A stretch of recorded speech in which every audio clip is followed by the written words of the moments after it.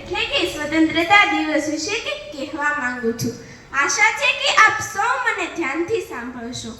कुछ नशा तिरंगे की आन का है, कुछ नशा तिरंगे की आन का है, कुछ नशा मातृभूमि के मान का है। हम लहराएंगे हर जगह यह तिरंगा, नशा यह हिंदुस्तान की शान का है, नशा यह हिंदुस्तान की शान का है। समग्र दुनियाની પ્રાચીનતમ સંસ્કૃતિઓની યાદી કરતા જ સૌથી મોખરે જેને મૂકી શકાય તે દેશ એટલે કે ભારત દેશ। ભારત દેશની કમનસીબે 2800 વર્ષ જેટલો લાંબો સમય વિદેશી પ્રજાના શાસન તળે ગુલામીમાં વ્યતીત કરવો પડ્યો।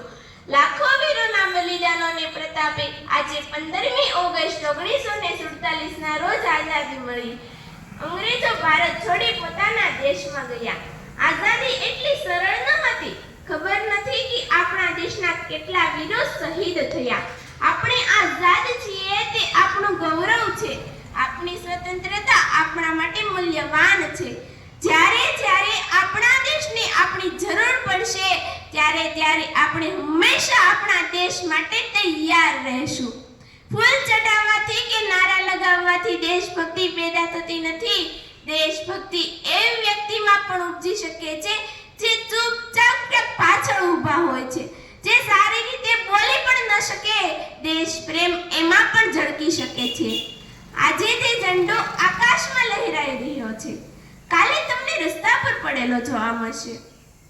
ઝંડાનું અપમાન થતા કેટલાક વ્યક્તિ ચાલ્યા જશે, પણ કોઈ હશે દેશ પ્રેમી જે આ ઝંડાનું અપમાન થતા જોઈ નહીં શકે અને તે ઝંડાને ઉચકીને ક્યાંક મૂકી દેશે જ્યાં આ ઝંડાનું અપમાન ન થાય। આને કહેવાય દેશ પ્રેમી। સાચા દિલથી માં ભારતીના સાચા સેવક બનીને દેશને પ્રગતિ તરફ લઈ જવું જોઈએ। એ આપણું કર્તવ્ય છે કે આપણે જે ભૂમિ પર રહીએ છીએ તેને પ્રેમ કરીએ, તેના રક્ષણ અને પ્રગતિનું વચન લેવું જોઈએ।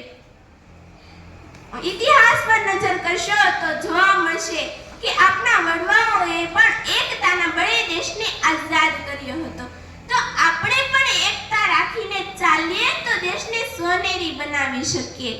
કહે છે ને કે અનેકતા में एकता ही हमारी शान है, अनेकता में एकता ही हमारी शान है, इसीलिए मेरा भारत महान है, इसीलिए मेरा भारत महान है।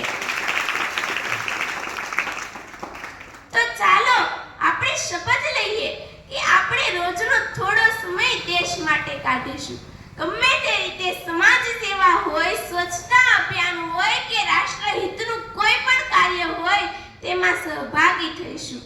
છેલ્લે હું એટલું જ કહીશ કે इस मिट्टी से मैं पैदा हुई, इस मिट्टी में सिमटना चाहती हूँ, इस मिट्टी से मैं पैदा हुई, इस मिट्टी में सिमटना चाहती हूँ। ख्वाहिशें नहीं और कुछ भी, बस मरते वक्त तिरंगे में लिपटना चाहती हूँ, बस मरते वक्त तिरंगे में लिपटना चाहती हूँ। મને મારા વિચારો વ્યક્ત કરવાની તક આપવા બદલ આપ સૌનો ખૂબ ખૂબ આભાર। ભારત માતા